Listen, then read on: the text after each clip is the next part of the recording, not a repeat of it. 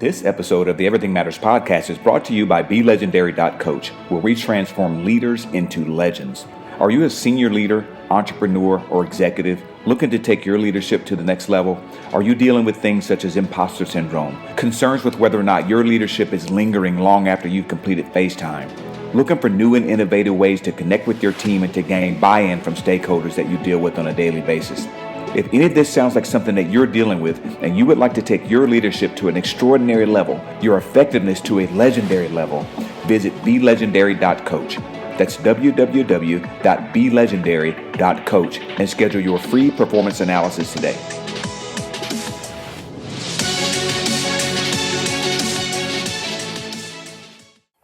Hello, everyone, and welcome to the next episode of the Everything Matters podcast. I'm your host, Barber Speaks. My special guest today is a gentleman by the name of Gregory Rutledge Jr. Gregory has a really unique story of ups and downs, successes and failures. Gregory is an entrepreneur, a licensed master educator, and a licensed master barber. He currently resides as CEO of a very unique and innovative and cutting-edge facility located in downtown Atlanta called the Atlanta Barber Institute. And I can promise you, you've never seen any facility like this. It's the first of its kind. Additionally, what makes Gregory's story really unique and powerful is the fact that he served a prison sentence of 20 years and was able to come out of that dire and bleak situation, take control of his life, travel the world within 6 years, and came back to start his own barbering institute, take what he learned and contribute to young barbers who are looking to enter that space as a career. Please join me in welcoming my very special guest to the Everything Matters podcast today, Mr. Gregory Rutledge Jr. Let's get it popping.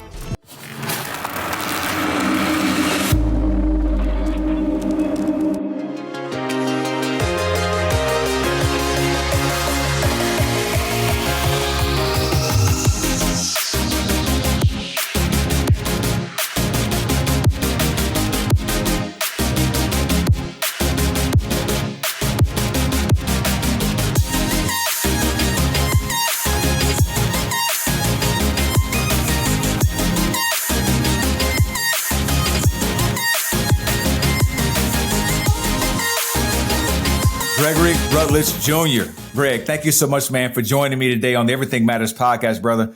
You're rough one to run down, man. You got a crazy schedule. It's been tough trying to get you pinned down for this interview, man. But I want to give a shout out to John J. Douglas over at Fateologist, man, for recommending you to be on the podcast to share some of the incredible things you're doing, bro. Yeah, J Dub, for real, right? No doubt. Yeah, so thanks for being here, brother. That's awesome, man. That's awesome. So, hey, Greg, yeah, go ahead. No, I was just saying thank you. I appreciate you having me. It's an honor to be on your show.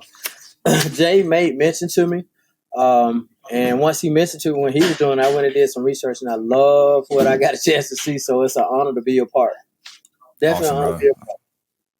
Awesome, man. I appreciate you, man, and people like you and Jay who are doing such amazing things out there to help people get their careers going, man, get themselves situated and educated in a way that's going to make a difference for them, bro. I really appreciate the contribution that you guys are making out there in the world. So thank you. Thank you. Happy to share your story. Great. So, Greg, let's dive right in, bro. I tell you what, I'm just going to have to read this because it's too much to really, I couldn't pack it in my brain when I'm looking at all the things that you are certified in. Okay, so we know you're an entrepreneur. You're the owner and you're a master educator and a master barber. You own the Atlanta Barber Institute. You're the founder and CEO of that institute, right? And it's in the middle of downtown Atlanta. So if anybody is listening to the podcast today, Greg is actually at the institute right now. So you might hear a little siren coming down off Edgewood Avenue. You know, maybe you might hear a little, hear somebody come in the door, check on Greg and see how he's doing, So he's at work. I just want to let everybody know if you hear something that's a little bit off. Oh, what's going on back there?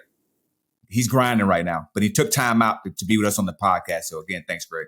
So man, let's talk about this, bro. So you have certifications in advanced hair color, scalp micropigmentation, which I have no idea what the hell that even is, right? Microblading, nanoblading specialist, and hair replacement units due to alopecia. And I think after the Grammy Awards or Emmy Awards, whatever that was, everybody now knows what alopecia is, You also studied trichology, scar camouflage, and other entrepreneurial opportunities within the barber industry, bro. I mean, a lot of stuff you've done, man. You've got a ridiculous body of work that you're leaving behind as your legacy.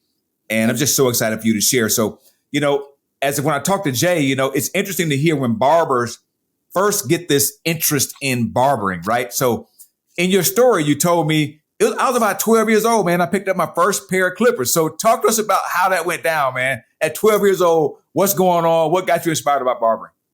All right, at 12 years old, my cousin needed a haircut. So he had some of these store-bought clippers, I guess from Kmart. Kmart was the store doing that time. No doubt. I went to my mom's house and was like, hey, man, I want to cut my hair. So I was like, all right, my cousin. Hey, fine. So I cut it, but it had a bowl. And my obsession came with trying to get the line out.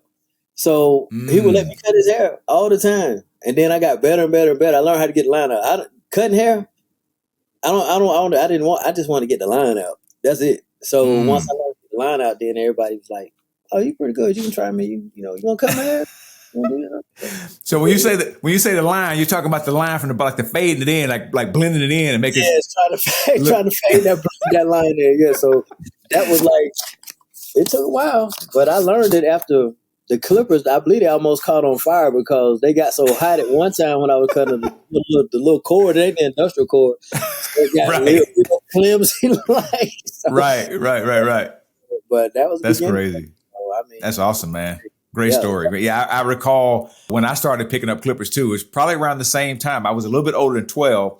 Right. And, this is when fades was really hot back in the 80s, right? Everybody's trying to get a fade. We just started wearing the fades back. They came back. I think they was back out in the 60s. And they came back in around the 80s, right? And so, we started cutting each other's hair. Me and my friends started cutting each other's hair. And then when I got to college, there was several cats that was on my football team that cut hair. So we would just trade off, man, so it was something to do. So barbering is one thing, right, Greg? So, but it seems like you took it to the next level. You're like, hey, I don't just want to barber. Right. I want to actually have an institute. I want to actually master the education of the art of barbering. So when did the education piece and the vision for creating the Barber Institute of Atlanta come into place? Well, actually, Jay and I, we had a conversation back when this pandemic thing it was way before the pandemic. It was like in 2012 or something like that. Okay. And we were having a conversation. He was like, man, I'll never be without multiple streams of income again. And I was like, what you mean by that? We cut hair. You know what I'm saying? We cut hair. He's like, no, man, I'll never be without multiple streams of income before. So he was like, this is cool, all well and good, man. But the best advice I can give you right now, the money gonna come to you. Don't never chase the money. He told me don't never chase the money. And every time I went against or did something opposite that, I always failed. At 40 years old, I was at the peak of my career. We know with Jay now. So at 40 years old, I was getting the old and the young. When I turned 41, I lost half my clientele, 50%. I'm a numbers man. Wow. Older gentlemen only go to the barbershop once a month or every 3 weeks. So in actuality, I would have been operating on quarter of an income with a family. So we talking about $100 and you going from $100 to $25. That's basically what it was to me. And I know I couldn't live like that. I enjoy, doing stuff, but I couldn't take care of my family like that. So I did some research on barbering. And when I did my research on barbering, I found out that, first of all, there was less than one barber instructor per school in the whole state of Georgia. So boom, light came on. Yeah. So again, numbers, man. So then when I did the research on, how much do they make? I can just cut hair. So just walking in the door with the certificate is $50,000 before you do anything. You go, give me $50,000. Okay, no problem, sir. And by the hourly, it started off at that time with $25 an hour. So you do the math, and that was in 13, 14, whatever. So I found the means of being able to stay within the industry and also provide my family. But I also discovered something else. I come from a family of educators. My brother teaches at Monday Mill High School. My aunt is a retired professor of African American Studies at Columbus State University. My uncle is the principal of St. Augustine High School in Florida. So we're family educators, right? I've always wanted to be in the front. In the front. I've always been an attention seeker all my life. Spoiled kid. Right. Spoiled by friends and all this other stuff. And then, I played in the streets for a long time, and it's the ego. It's all about ego. But I learned to just pay attention to the numbers. And once I got into teaching, so many people needed my help. So many people don't understand the integrity of barber. See, people think that being a barber, just you come to school and I stand behind a chair, take the clippers out and cut. We have a full program that goes along with that. And that really intrigued me because in high school, I was intrigued with science. I was like third in the state of Georgia when it came to high school nursing in high school. So science is always a thing. And then medicine comes out of barbering. That's the history of barbering. I mean, history of medicine comes out of barbering. Right. But I just learned to help people. I just wanted to help some people, but I want them to see the industry from a different perspective. You see what I'm saying? I listen to, I've dealt with owners. I've heard complaints from students, teachers, everybody. And it's the oldest profession in the world, and no one seems to take reverence to that. I mean, like Moses, Leviticus, this spoke of during the biblical times, but in history, I'm a history buff. I love history, especially African-American history. Doing the research kind of pulled me in a little bit more because John introduced me to a person called Alonzo Mourning. All right. Alonzo. Basketball player? No, I'm sorry. Herndon. I meant Herndon. Okay, all right. Love the Herndon. It's all good. I was like, hey, Alonzo in the barber. I didn't know that. He has introduced me to several people. Right. Shaq, Chuck Smith, all these people, but no, not okay. I know. But anyway, Alonzo Herndon. Alonzo Herndon was a slave in Social Circle, Georgia, and with $11, he walked to Jonesboro, Georgia, opened his first barbershop. Then came downtown Atlanta, had the most elaborate barbershop in the whole, Atlanta, and then opened the Atlanta Insurance Company through investments. But that just set me on fire. It set me on fire. I mean, that really, Jay is a big part of what I do now. Jay is a real inspiration to me. I mean, he is really, That's awesome. Right. So basically the things that he exposed me to had brought me to I don't want to say the top, but has helped me elevate my career. Absolutely. He has helped me elevate my career. And through teaching, I'm able to show that we're not doing haircuts in the front and selling drugs out the back. That we're able to do business in any part. Just because we are of a certain ethnicity, we don't have to just do business on that side of town. You see what I'm saying? We don't have to just cut this type of hair. You understand what I'm saying? Gotcha. Yeah. So it became a thing where I saw where I was able to diversify people's mind frames, not manipulate, but diversify. All right? Yeah. In line. What I learned about diversion was, education. You want to get rid of ignorance, racism, bigotry, narcissism. Education, that's the golden egg. But the world, you're erasing ignorance. Egg, huh? Yeah. So as many people as you educate the right way, you're erasing some of these barriers. So you're not only opening this person up, but you're opening the world up to new things. So it went beyond barbering. I just got obsessed with it. Man, it sounds like it, bro. I mean, you like the Kobe Bryant of barbering, man. Like, an obsessive, right? It's beautiful. It's great. But honestly, I always, and this is my story, I saw God in the world, but I never saw God in me. I went on an inward treasure hunt. Big statement. I found the school, I found my mom, I found the son, I found a lot of different stuff that I was, and I didn't realize that I was so many things because I had sacrificed myself all my life to be what other people wanted me to be. What relationships want me to be, girlfriends, husbands, drugs. I smoke weed and drinking, all this foolishness stuff, you know what I mean? But the narrative changed when people were trying to get something. They wanted something from you, and it was genuine what they wanted from you. And it was something that you wanted to give, so it was mutual. So that's the best part about it. Yeah, that's the best. That's awesome, man. That's awesome. Yeah, really inspiring. I mean, just hearing you talk about it is really inspiring. So what's the age range, if you could share, like, people that are coming to the Institute to pick up these skills, to get the certifications, and to go out and into the world and become a professional barber, if you will? My barbers average, their age range is like from like 27, 26 and on down. Okay. And this is no offense to anybody, but I didn't want any old people to come to school. Okay. I'm serious though. But the youth, no one should sit in Congress for 30 years. I'm not trying to make this political, but I think that there's these young people deserve a opportunity to lead. We can't do this forever. And I think that sometimes with law and things like that, we have people that have some sort of a disconnect when it comes to our youth. Reason being, I was born in 1970. I'm 52 years old. I saw the end of civil rights through my parents, my grandparents, heard and seen some of it. My grandfather couldn't read or couldn't write. The Klan ran him out of Alabama, but he built 2 trucks from the ground up like General Motors and was the best businessman that you ever seen before. AutoZone and places like that gave him credit by just putting an X by his name, and he would pay them on his word when he came back. So those are the integral things that I grew up on. Yeah. Now, the 80s, when the crack epidemic hit in the 80s, I was a teenager. Some of my friends were taking care of their parents. Even some of the 10-year-olds were taking care of their parents. So I saw this. Right. It was never my situation, but then they started having children.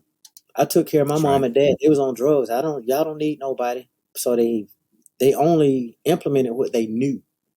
All right. Right. A person like myself that can fill that gap, this 20-year gap, because this was all this stuff basically has taken place. It's like a 20, 30-year gap. I've seen that and seen this, but I play a pivotal role in life because I know why the older people are yes ma'am, no ma'am. And I know why the younger people are, oh, you don't want to do nothing for me, you don't want to tell me nothing. So I use myself as the glue, or should I say the gray area where it can all come together.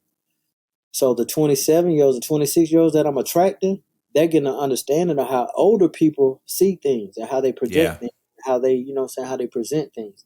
So it doesn't have to be a struggle. It just needs to be an understanding. And at the end of the day, all of these young people are so respectful. They are so respectful. I dig it. I think they are so rude. Yeah, they're not. I think they definitely get a bad rap. You and I are we're in the same generation. And I think that we do have a very unique spot in history that we have a lot of the values and a lot of the viewpoints, which are sometimes a lot conservative, from our parents. At the same time, we came along during, like you said, the crack era, the 80s, hip hop coming into play and more liberalism. We got a chance to see that transition. We were right in the middle of that transition as it was going from the baby boomers and that generation. We were that generation X, right in the middle. And then it transitioned over to millennials and such and that. So we actually have a view of both sides of the spectrum when it comes to that. And we can speak to that and we can connect with our parents. We can also connect with our kids, or people who are maybe, in their 20s and 30s. So, I think that's really cool, man. And the fact that you've been able to sort of stand in the gap, if you will, to create that communication connection to connect the older generation with the young generation. And you're doing it through Barber, man. Really great. So one of the things you also talked about, Greg, was, there's one thing to open up a barbershop, right? And there's another thing to open up an educational institute.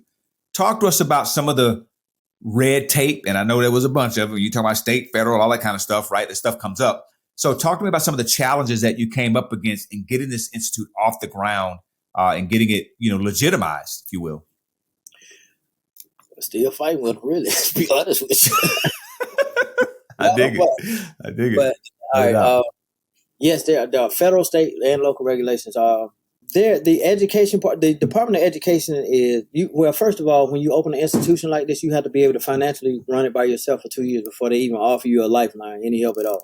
All right. Okay. So it shows that your diligence in your finances and how you handle your affairs. All right. Now, with the feds, believe it or not, they were the easiest group because I'm a veteran, so it's a veteran-owned school. With the feds, they basically give you a list of what they want, and they want you to, folders and stuff like that. This is how it has to be. Gotcha. The state, this will get a little touchy. The state wants you to do the same things, but the state works in the same offices. A lot of these authoritative offices. Post-secondary hold the keys to the lake, I guess you can say. So before you name your school, before you do anything, they have to, because they reserve the right to college and university. If you want to use that, then those people you have to talk to. So going past that stage, the state board, when I had my meeting with them, the original name of my school was Barber Surgeons Academy. Barber Surgeons Academy was my original name because surgery comes out of barbering, but the board didn't want people to think they can get a barber's license and also a surgeon's license. Yeah. Right. Changed to Atlanta Barber College. So Atlanta Barber College was all well and good with post-secondary and everything, but the state rejected me. They sent it back. So once the state sent it back, then I implemented another name, which was Atlanta Barber Institute, and they ran with it. It was fine. But the state, the difficulty I'm having with the state is because you can't make everybody happy. And I don't Can't put do it. my dirty laundry out there. I keep my business in my house. But I had an educator and a couple students try to plot on me because they weren't Mm, satisfied with the progress I was making as far as getting the school registered and licensed. All right. okay. And I entered them on a pilot program with the intention of bringing them over on a permanent program, and it didn't work. So they decided to go to board and da da da da da. Long story short, now they want to do something what's called putting me on the table, and I've never heard that. It's not any in any regulation whatsoever. A Mm, lot of these people on this board I work with and help build their school and everything else, but the state is not like the feds. The feds operate on a strictly professional basis, and whatever's before them, they deal with it as such. right. The state allows like a lot of authoritative things in their structure and their ranks, and it kind of disrupts the flow. But through the grace of God and persistence and no distraction, just staying within my purpose, then hey, to God be all the glory. I The dig it. local authorities, the local authorities are fine, depending on your district. I'm in the Martin Luther King Historic District, so Okay. right next door is the Butler Street YMCA, where Martin Luther King, John Ah, Lewis, I know what that and the is. Holy. Yeah. Yeah. So every day I walk outside, I'm walking on somebody historically footstep and John No Lewis doubt. and yeah, I'm on John Lewis mural on the opposite corner. So this is hollow ground where I am. But anyway, your Mm, sign historic district is preserved, so you can't put anything in the brick, but you can use the mortar to attach, so it becomes difficult and real tedious. The framing, if you have to do some interior stuff, has to be metal because things have changed. So the tedious technical stuff yeah. really came at the lower level, and it was more so safety. Feds just want you to Right. get your curriculum right. The state wants you to have your license in the local. It's got to be safe. So Got it. it was I one of got it. those things. And so I I got it. started and it has actually taken two years to really get to this point.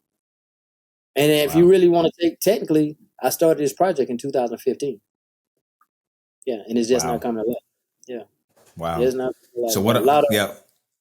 a lot of mentorship, a lot of studying, a lot of different, just learn as you go. I could have went a short way if I was willing to pay someone, but I don't believe in extortion and being bribed. So no, I'm gonna do the right Right. way, and I learned it the right way, and that's why I'm building other schools across the country now because I know the blueprint. That's awesome, man. That's awesome. What I hear and what you're saying is consistency, uh, you know, resilience, right? Persistent, yeah. Tenacity. Yeah. Yeah. Persistence and I've all those things, man. ran out of money like 3 or 4 times with this project. You know what I mean? Some government entities, they love my project. They threw me a lifeline. So it's just a matter of your network. My school, my Yeah. school's a corporation. It's incorporated. I mean, my school is all the way across the board like it's supposed to be. And it mirrors the same regulation. University of Georgia, Georgia Tech, Atlanta Tech. I'm a private technical college. That's what I am. A private technical college. And I mean, Got it. it's not hard. It's not easy. You're Right. competing with schools that are taking financial aid and scholarships and things of this nature. Mm, So how do you survive? How do you make it through this right here? Is it through persistence and consistent? You have to be consistent. Even when the days when I had no students, I came here, open up, put out signs just like my house was full. So it's right. really more so a manifestation and just seeing and believing and trusting. Yeah. Faith, a lot of faith, a lot of faith. Yeah. If I didn't have any faith or it'd be bad, what I'm saying? And Yeah. then but to be walking one day or waking up and realize like you think like, man, I'm living in my dream. Yeah. That's awesome, man. And that's the best part about it. So it makes it well worth it, you know what I'm saying? And energies and people can say that they mean you well and they want to see you do well, but their energy says something completely different than that. And I was Mm, around a lot of people that I thought meant me well because I had a great idea. right. But I'm not making progress, and I'm feel like I'm losing everything. I'm waking up in the middle of the night in tears because I'm depressed, and I got everything you can possibly want. It was Right. the energies and how people were draining on me, but more so the appreciation I had for myself. I wasn't loving on myself like I should. I was There it is. sacrificing myself. Lamb, man. Yeah, so There I it had to is. pull all that back, and once I pulled it back, of course you acting funny, you acting different, or you petty. Right. But yeah, Yeah. but I know It's what it all takes. good. I've accepted and learned what it takes from me. Yeah, and that's what this school takes for me because most people they do stuff like, "Oh, this my baby." I never attach my school to me like it's my baby because that makes an affectionate turn. So I'm gonna make excuses for the discipline that maybe the school needs. You need to get Right. cleaned up today. you need more people in here today. So I don't need to be making excuses for, for success or determination. So I handle it as such. Yeah. And I learned to have relationships for everything and everybody. Even if it's just this mouse. Relationship come with understanding. When you don't have no understanding, Everything's you got no connected. relationship. Yeah, There it everything is. connected. Everything, Everything's energy, connected, man. is everything. There it is. Greg, one of the things that I also keep hearing in what you're saying is revolves around purpose. And I know we talked a little bit before the interview. I know purpose is a big part of what you do. It's a big part of, the meaning of life for you. So talk to me about purpose, like what that means for you, what it creates for you in the world and how you stand around your purpose. Well, my purpose, I know that everybody's born in this world to succeed by divine intervention. And sometimes when we step out of those footsteps of that course, we divorce, we lose stuff, uh, disease, whatever the case you want to be. But I learned that the more I stay within my purpose, in other words, if I focus on what's in front of me, what I have and not what I don't have, because if you focus on what you don't have, you're going to lose everything you got. So I try to live by that principle. But as far as purpose is concerned, I know that I'm divinely supposed to be here. So other things that I have attempted in my life really haven't, I might need to do something I can't find it, then it fails. When you within your purpose, everything basically comes to you. You create what you are. What I am, I create. If I'm chaos, that's what I'm gonna create, chaos. So I'm mindful of being humble, being grateful, and business minded. I indulge completely in what I am, my platform that I've been blessed to have.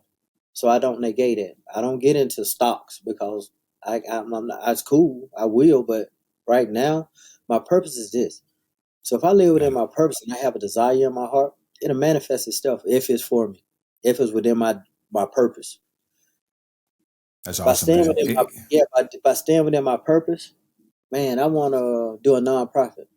Then you notice, like, damn, 5 people keep talking about me about nonprofits. 5 people. People overlook that because we have a tendency to complain for what we ask for. You want to do a nonprofit, but 5 people talking about nonprofit. Why you bother me? I don't feel like talking about that right now, but that's what you have for. So sometimes we have a tendency to overlook our purpose or what we're supposed to be. And I just learned to slow down and pay attention to what's in front of me. I analyze my entire life. I analyze my entire situation.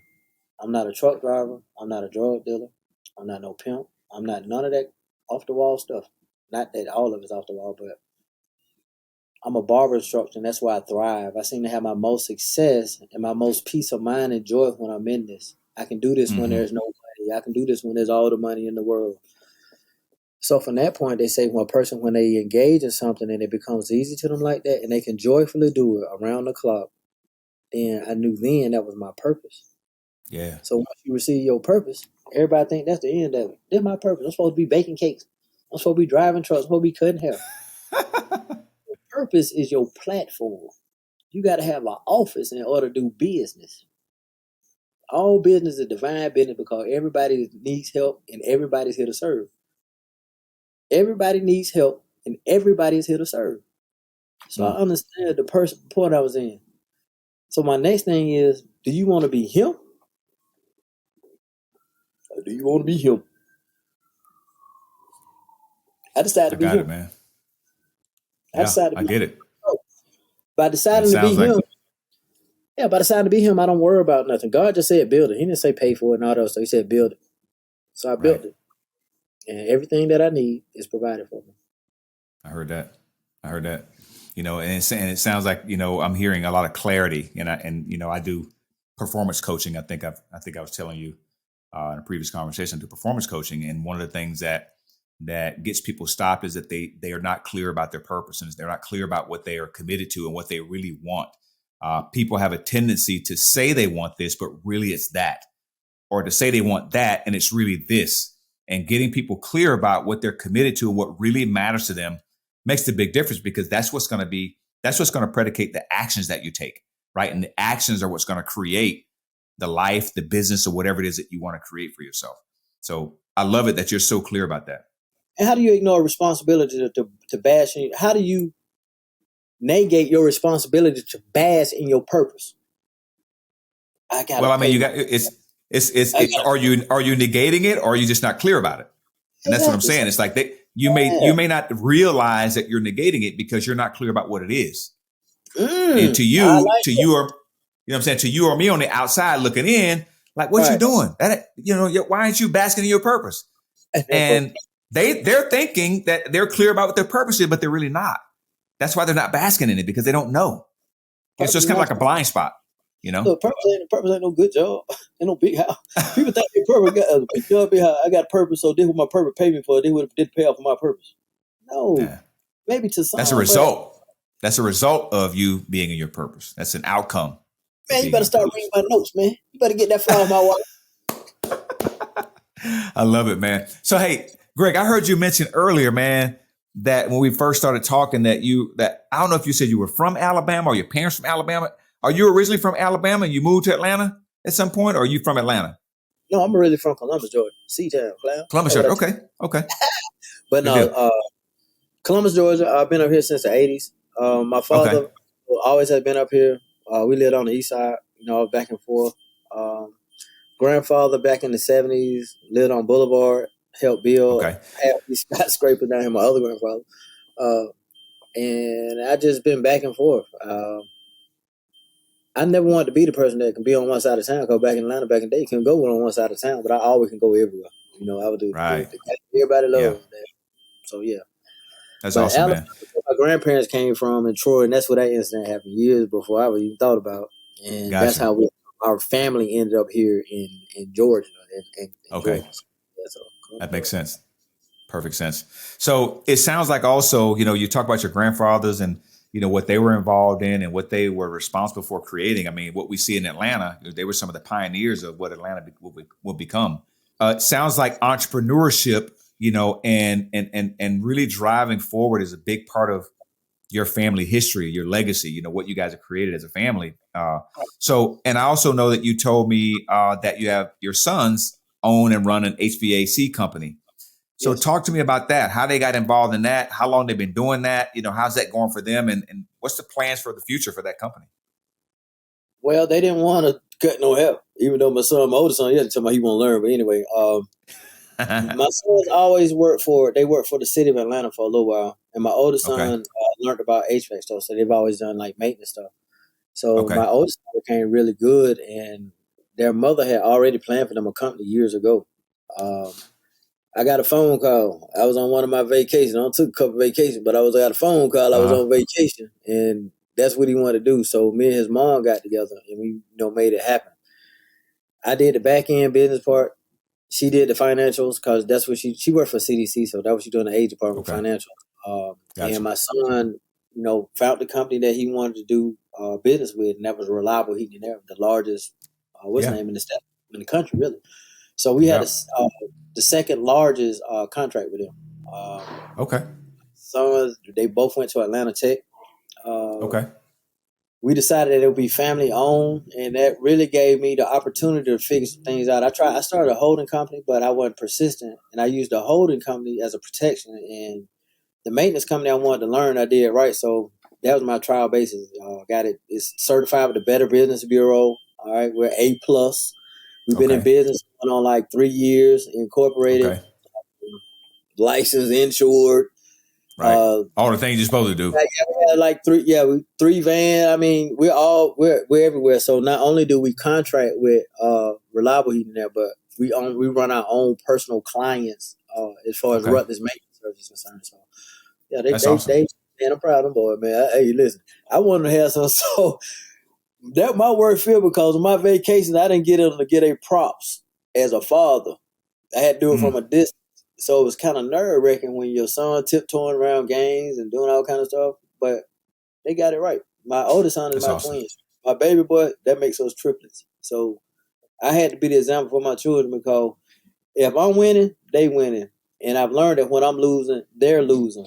And I don't like to lose. And it hurts me to death to see my children lose. I don't never want my boys to Yeah. lose. Or my grandkids for that. I never want my granddaughter, my grandkids, I don't even never want them to know what it's like to even put an application in. I Right. never want them to know. Never. That's awesome, bro. My son actually does. My older son does HVAC too. He went to Atlanta Tech also. So we Man, can talk about you know Mr. doing some Johnson? networking. Oh, Mr. Johnson, yeah, we got man of him. Man, no boy putting in subdivision with new houses. They put units in new houses for you. They don't have to deal with client. Man, we'll talk. Yeah, let's talk, man. Let's talk. He's doing commercial stuff right now, so but that's definitely talk about that. He's done some Great. residential too. Yeah, awesome, bro. Greg, man, really great. Thank you for sharing that with us, man. Really amazing, and I'm excited to talk to you about what your boys up to, man. It's awesome. I'm a lot like you.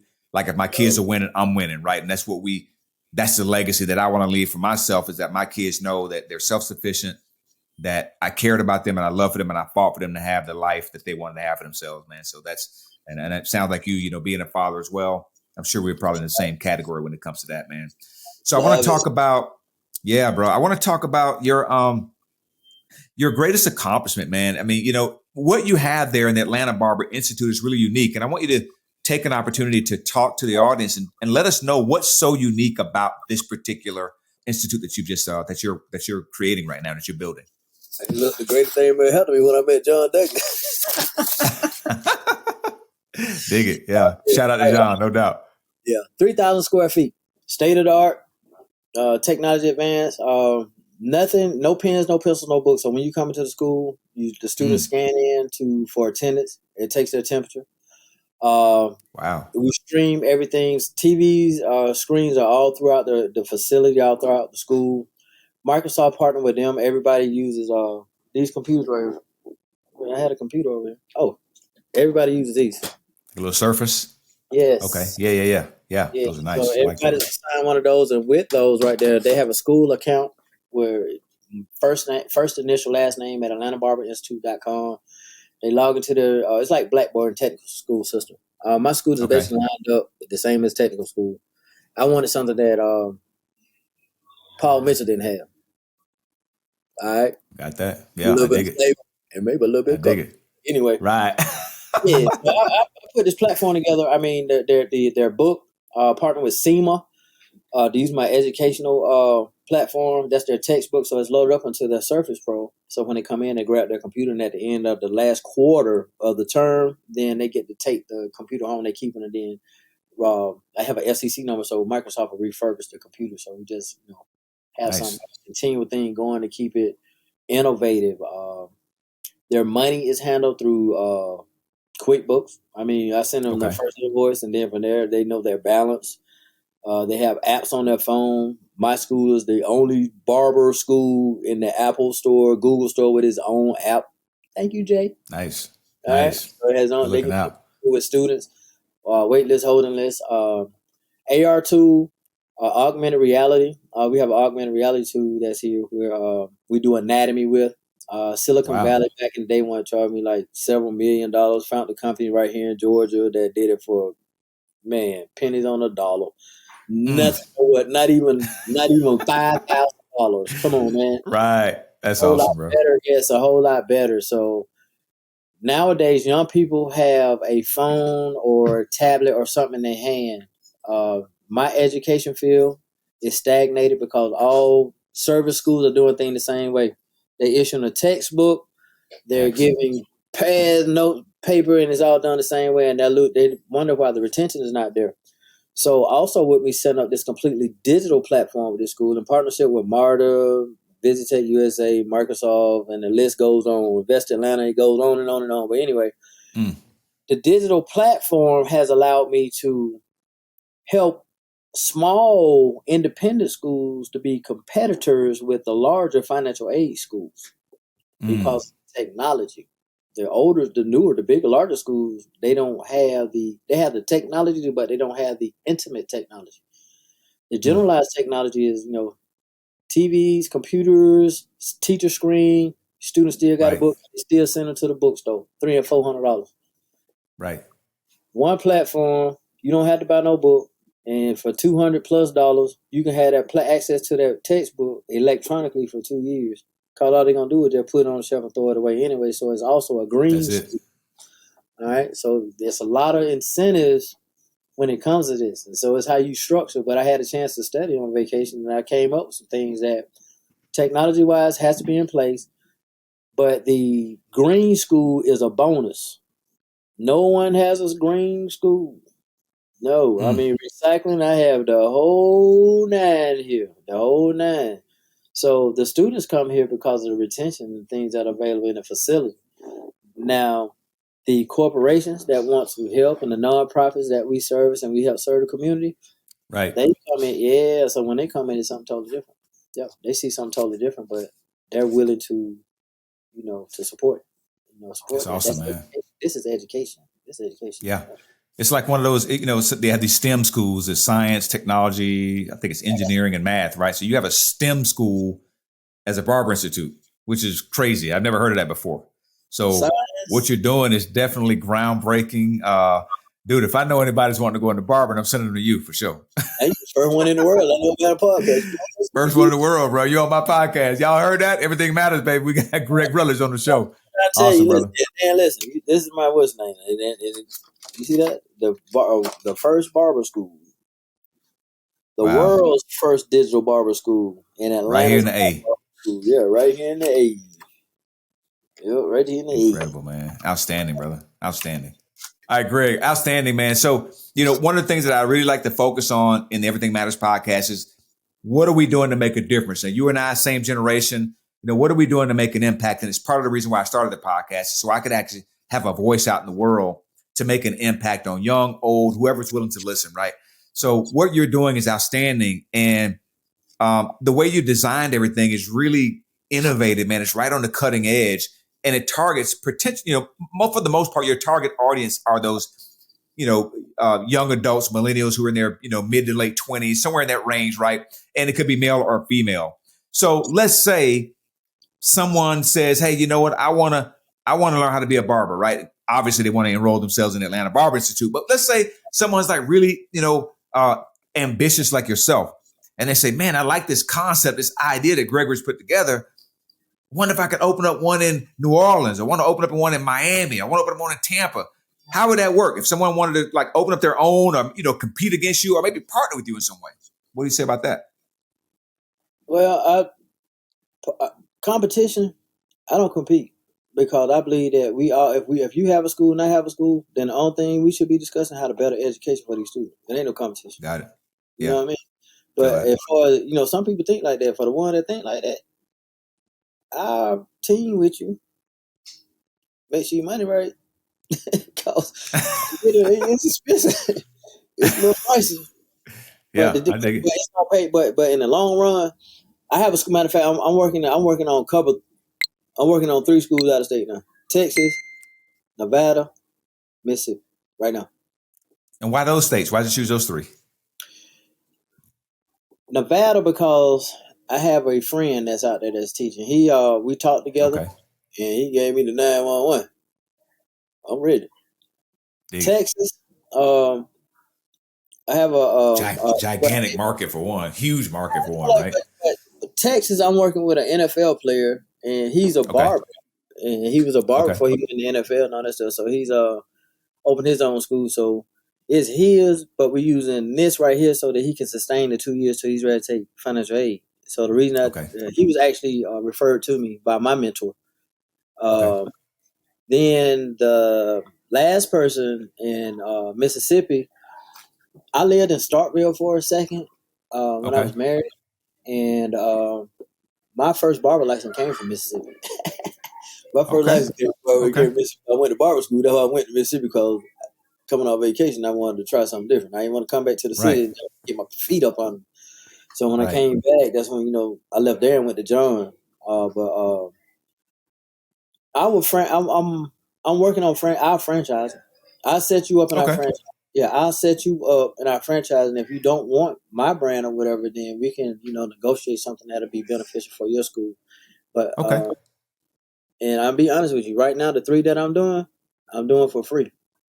I ain't charging now dime. I'm doing it for free, and I think that's important because you need a product. People, these corporations, if you want to in corporate America, they got all the corporate America all the money. If you want them to cut you a check, you trying to have a relationship or partnership, you can have the best thing in the world. Them folks ain't concerned nothing but results.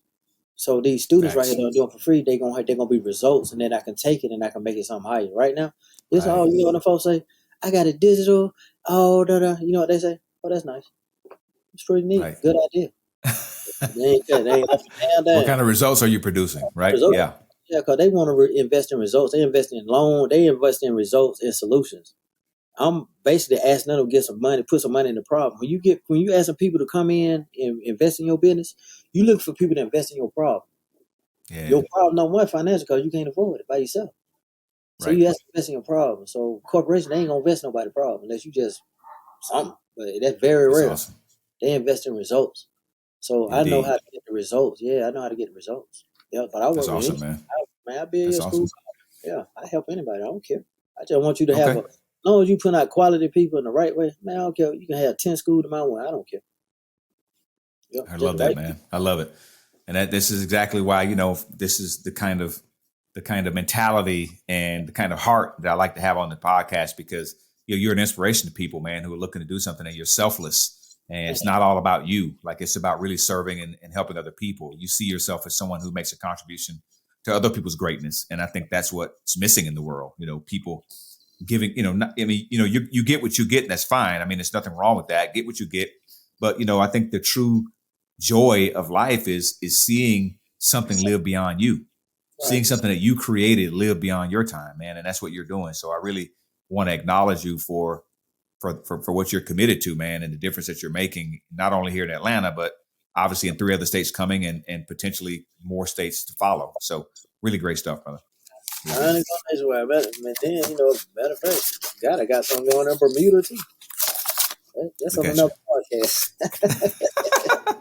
So Greg, I know you got a unique partnership that you've been building with Fadeologist, our mutual friend, Jay Douglas, man. Shout out to Jay again, Fadeologist, who was on the podcast a few weeks ago.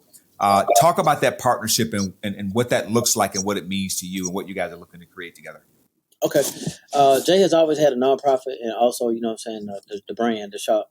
So what we decided to do is we wanted to you need a team. So we decided to put together something so we can cover all aspects: retail, supply, the school, and the shop were the big things. So John was already established, so it just really took me getting this together. But what we do, we invest in young men. Jay has always had a young guy that sweeps up the hair on the weekends, on Fridays and Saturdays. Right. Yeah, That's right. yeah. That's right. So I took Yep. that and I try to have them young guys in here every day with me, learning barbering. Okay. But what we're trying to do, a lot of these young men come from single parent households.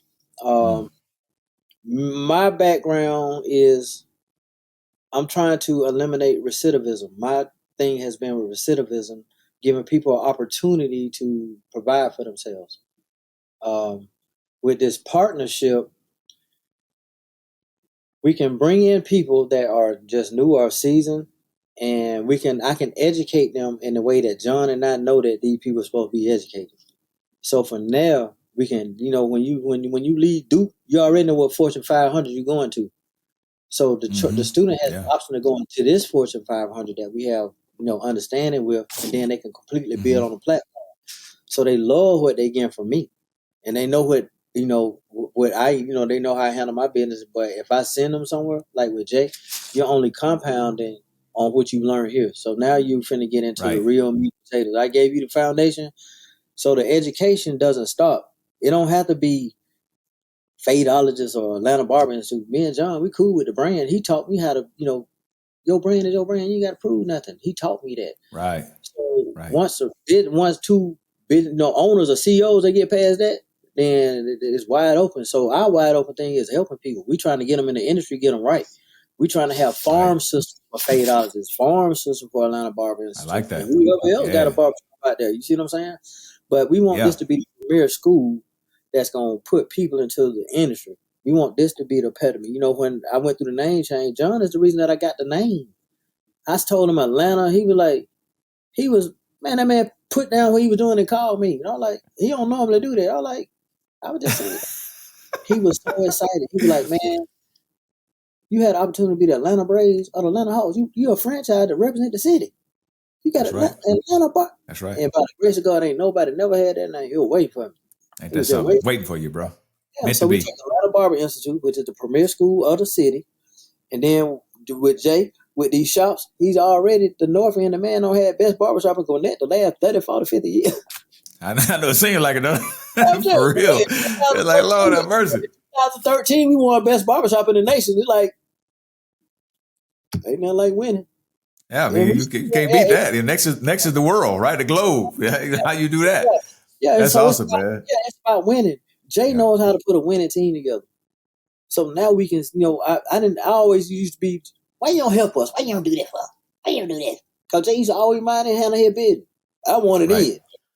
Right. I want ready. Like I don't just want to cut every day. I want to be in. Put me in, coach. In so many words, he really spared my feelings. He should have just gave it to me uncut. Man, you ain't got enough money. You ain't ready. He was a friend. He spared me. Thank you. Right. These young men, man, we really just trying to center them. Even if they don't go into the barber career, they got the life tools in order to have a healthy relationship with a woman, or a healthy relationship with a child, or a healthy relationship with an authority. You see what I'm saying? Right. We offering a different visualization when you're dealing with law enforcement. You see what I'm saying? Things of that nature. No doubt. When you're dealing with this and diversities and stuff like that, I think ain't so much it's the building process on the inside. You give a kid. We just teaching the fish. I'm gonna leave it at that. We just teaching the fish. I heard that. Teaching simple as that. Can't get more simple than that, but teaching the fish, right? We ain't gonna feed you the fish. You're gonna show that get your own. Once upon a time that was prohibited. So it's really still kind of in danger. Right. But you gotta take the risk. Right. Education, a school is the highest epitome. I don't care if you got 1,000 Fortune 500 companies. Guess what? If you ain't got no school to educate somebody and put them back into the workforce of the field to provide, this the highest epitome in this world, y'all. It's education, teaching people. And then for an organized facility, that's why you got universities and colleges all the time. That's where all the money goes. If you want to make any for the money. Yeah, and in the position that you guys are in, you're actually able to sort of prescribe that and direct it, right? And you have more of an intimate relationship with that. It's not where you go into a big college or university and you're just a student number, and nobody really knows who you are. You guys have a direct impact on it. And you're creating entrepreneurs. Like who knows who's going to come out of your institutes and do something really amazing, even bigger than what you guys are doing. See, a lot of those big universities, we benefit from what they're lacking thereof. Right. You're not a number here. So with the right platform, like this, the right platform, I get calls every day from colleges, schools, school districts around Atlanta. It's going to come to you. So that shows you where you are in this in this industry, in life, right. and it's like sometimes I have to be like, oh my God, I own a school. Yeah. It's kind of surreal, huh? My daughter's nanny, when she come in here and get her haircut, she tell me all the time, I can't believe you own a whole school. Whole school. You own a whole That's school. Awesome, man. You own a whole school. So that right there in itself, man, is like amazing. So it's like, I can't get past the point that, first of all, that I'm just been blessed enough to have a school, but then the responsibility of a school, I have to be here every day. I'm running to get here. I hate to leave here. I'm here sometimes at 5:30 in the morning. I don't leave until 9 o'clock at night. You know what? I want to make sure everything is prepared for the student the next day. Yes. Yeah. One of the things I wanted to ask you next was, I know you're there a lot and I know you spend a lot of time there at the shop. I wanted to ask you, what is it? And you sort of alluded to it already, but I want to give you a chance to really square that question up and knock it out. Like, what is it that makes you, that drives you, that inspires you to be there at 5:30 in the morning, stay there at 9:30 at night? Like, what is it that makes you get up and go like that? What is it? Can you pinpoint it? When I first got this building, Jay was here the first day when I got the keys. I got the pictures on the wall back there. But the first day that I got here, I lived in this building for 2 months. I didn't leave. I didn't move my car. You sound like Chad. You sound like Chad Ochocinco. Chad Ochocinco said he lived at the Bengals facility for like the first 2 years. He didn't want to pay for no place to live.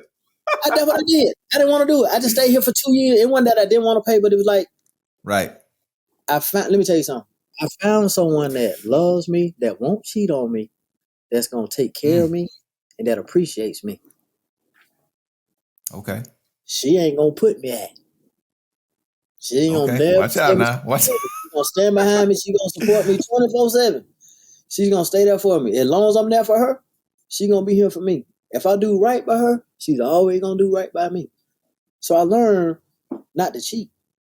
I learned not to lie to it, not to cheat to it, but to embrace it And whatever you offer, I'm gonna offer you the same. So it's an even exchange with the builder. This the most love I feel. This the most intimate I feel in my life.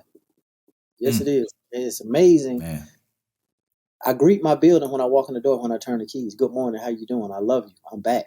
I'm glad to be here. I'm so thankful to be here. Thank you for waiting for me. Yeah. Awesome, man. Like that. Yeah. That's And awesome, guess what? man.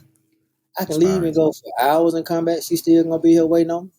I can leave and go for Saturday and Sunday because I don't work on the weekend. She gonna wait for me on Monday. Yep. She ain't gonna never leave. She right there always waiting for me. If I get up in the middle of the night, I want to come see her. She gonna be right here. So guess what? That loyalty. I'm loyal to her because she's loyal to me. Well said. So, look, brother, I want to give you an opportunity. It's been a really great interview. You shared so much, and I know there's so much more that you could share.